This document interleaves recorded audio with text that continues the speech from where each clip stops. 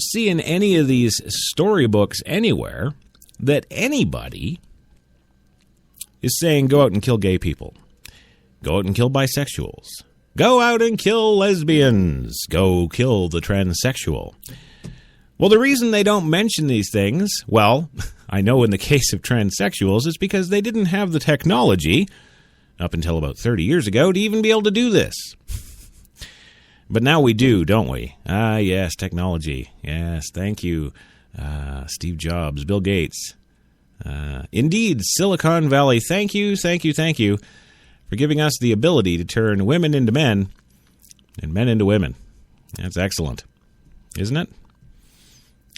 What's it got to do with religion? Nothing. Now, okay, there might be some religions, some newer versions of newer testaments of the same storybooks, where they might actually come out and say, well, you know, being gay is against God. I'm not personally aware of any verse in any chapter in any of those storybooks that actually says that, but I could be wrong. I'm not a religious expert. No, I'm just an average layman who's got a good cross-section of knowledge across all these areas that's quite broad and fairly detailed in some areas, but not all, so I'm going to give you that. Okay, so... Okay, maybe some do say to be gay is against God. In situations like that, nowhere else in the scripture and verse does it say go out and kill gays. Does it say don't serve them in your businesses? Does it say don't let them on the bus? Does it say don't? And if it did, well, then there'd be a real problem, wouldn't there? And maybe that's what the LGBT community is thinking is actually going on with this, but I hate to break it to you guys and girls, or girls and guys, or androgynous, or whatever the hell your gender is. That's not the case. This is simply an act, well, in some states now, a law that states you're free to pursue whatever religion you so choose. It reduces the government's ability to substantially burden a person's exercise of that religious pursuit. That's it.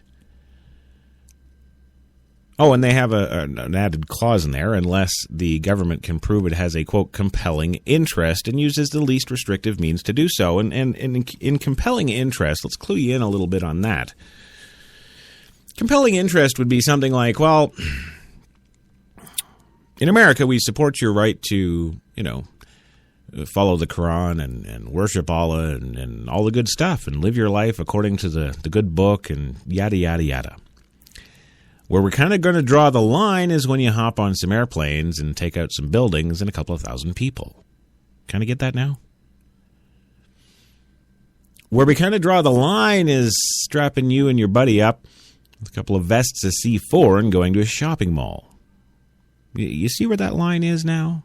That would be a compelling interest. And it would so authorize the government to use the least restrictive means to do so. Now, in the cases that I just mentioned, yeah, that would include a shot to the head.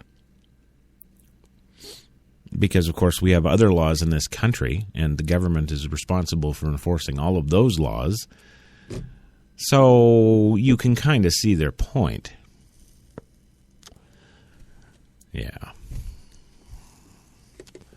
Well, what about this religious freedom law? Now, I've read it to you verbatim. Okay, we know what it is now, don't we? Okay? And again, I reiterate, there's no mention of gays or lesbians or bisexuals or transsexuals or indeed the word discriminate or discrimination or impeding your right to do anything else. In fact, it further enforces your right to follow the religion of your choice, doesn't it? Yes, thank you. Well, in RFRA, which is the Religious Freedom,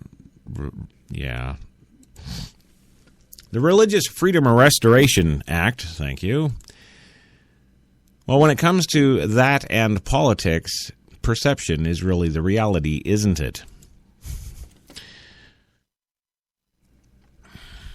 Now, Indiana's religious freedom war was, at its heart, a public image battle rooted in perception and misperception. And perhaps no one suffered more from the fallout than, of course, poor old Governor Mike Pence, did he? He was really the sacrificial lamb.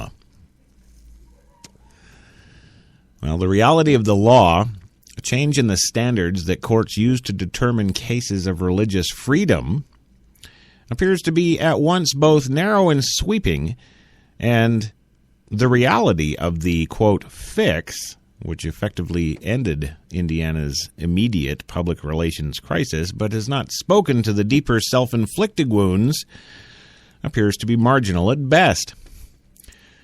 Well, consider the Religious Freedom Restoration Act as a coin. On the one side was the searing discrimination that so much of the nation saw coming from Indiana and its elected leaders. And on the other was, the religious freedom that the supporters say has been so ardently under attack with the legalization of same-sex marriages and various means across the nation. Now, what that is that's a perception and an interpretation now, isn't it? Well, that's on the one side of the coin, you've got those LGBTers seeing nothing but discrimination. That's all they saw in that. Why? Well, I would submit that the majority of the LGBTers don't go to church, right? It's frowned upon. It's against God and all that good stuff I mentioned earlier, right? Right. So they're pissed that they're already excluded from churches because the storybooks say so. And then this comes along, this law which enforces your right as Americans to explore your religious freedoms, and the government taking a hands-off approach. They're going to that, separation of church and state and all that good stuff by cracky. Well, this is where it's interesting now, isn't it? The legalization of same-sex marriages by various nations, or by various means, across that nation, what has that done? They should be celebrating, shouldn't they? Now, latest numbers, 38 states have legalized same-sex marriage. If we're going to be completely factual here, only 4 of those states actually voted it in. The other 33 states have just followed the federal legislation. Okay, so that means they have not actually asked the people of the state.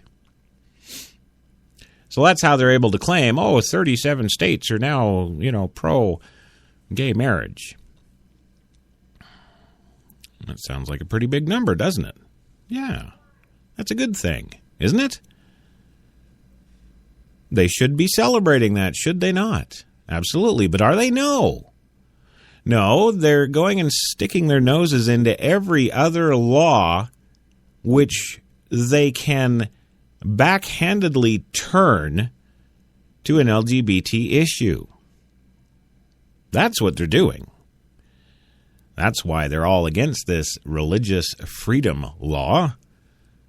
Oh my God, it's all discrimination. It's discrimination. Now, if the law actually said that the Religious Freedom Restoration Act, well, no, they'd actually have to retitle that, wouldn't they? Religious freedoms have absolute zero to do with any LGBT concerns, except maybe their personal problems with a church for not letting them go and worship because the storybook says it's not good. Well, that I would submit to the LGBTers is something they need to take up with their local pastor or bishop or whatever. Certainly not crucify a governor of a state that's trying to do good by his people. And he's not the only state. No, he's not. Now, let's take Pence, who has unintentionally fueled the national uproar with his appearance on ABC's This Week last Tuesday, where he had called a news conference that fixed some of the problems from that appearance, but it was still blaming the problem on the very root of politics, that public perception. He says here, and I quote, "I don't believe for a minute it was the intention of the General Assembly to create a license to discriminate or right to deny services to gays, lesbians, or anyone else in this state. It certainly wasn't my intent," Pence said in that news conference, "but I can appreciate that that's become a perception, not just here in Indiana, but across this country, and we need to confront that."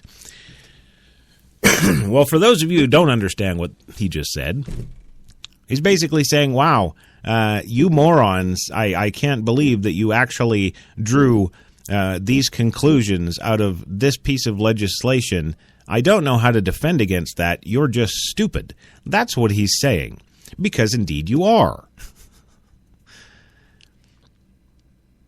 Words are words, and as much as the younger generation in this country has tried diligently to come up with new names for things, and, well, that word's no good anymore, we have to do this, that, and the next thing. I reference BAE. B-A-E. Oh, yes, that's your, well, is that your best friend forever? Is that your BFF? No, that's your lover. Well, why do you got to call your lover bae? What the hell does that even mean? Well, go look it up on Wikipedia, because some 12-year-old has written a nice description there of what the word actually means. Are we going to incorporate it into the actual English language? No. But do people use it by and large? Yes. Why? Public opinion. See how smart public opinion can be? That good old public perception? Well, as a congressman, Pence built up the perception that he was a crusading religious conservative ready to shut down the federal government and end funding for abortions. Does that have anything to do with the LGBT community? No, they can't reproduce. But by the time he returned to Indiana to run for governor, all talk had turned to building of the legacy of the highly popular and socially more moderate Mitch Daniels. Pence's good to great message was built on a high-gloss, high-dollar, tightly controlled mass media campaign to paint Pence as an average Hoosier and business conservative ready to carry on the Daniels legacy. The culture warrior was shelved throughout the campaign and largely throughout Pence's first 2 years in office. But Pence returned to those religious conservative roots for the first time this year, at least in any major public manner, and the perception that he was a business-minded Republican in the mold of his predecessor were dashed. The image that Pence had built in Washington retook hold. It was that person, that religious crusader whom George Stephanopoulos evoked March 29th.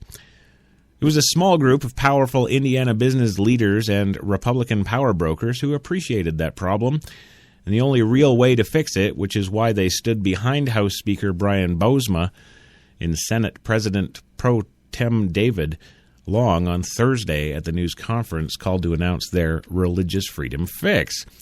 Many in that same group have donated to and worked closely with Pence and Daniels behind the scenes.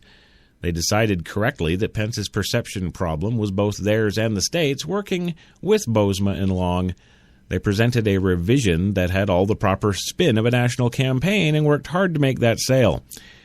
The broader perception problem might have been Indiana's, but the deeper problem might be Pence's and the questions raised about his political priorities going forward.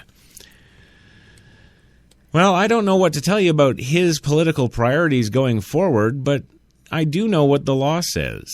I do know what he's talking about, and I'm trying to break it all down for you folks tonight. So, I got to go for my first commercial break, but when I come back, we're going to talk about that revision and how does it extend discrimination protections for LGBT. And we'll have some expert opinions. We'll be back in 2. And you are listening to Crash Talk with Christopher John Taylor, a.k.a. Crash Jesus, on HTLA Radio 1, New York.